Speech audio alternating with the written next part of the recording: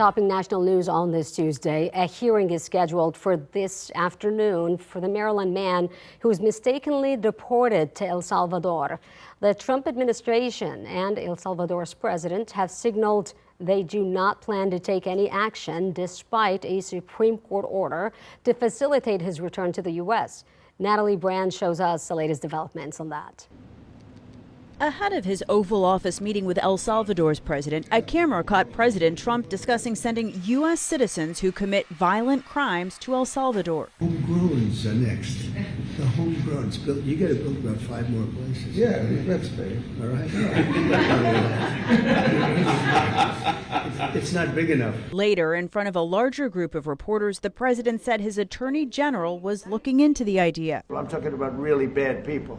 Really bad people. Every bit as bad as the ones coming in. Former federal judge John Jones says deporting Americans is unconstitutional, pointing to the 8th Amendment, which prohibits cruel and unusual punishments. Not only chilling, but it's also not going to be legal.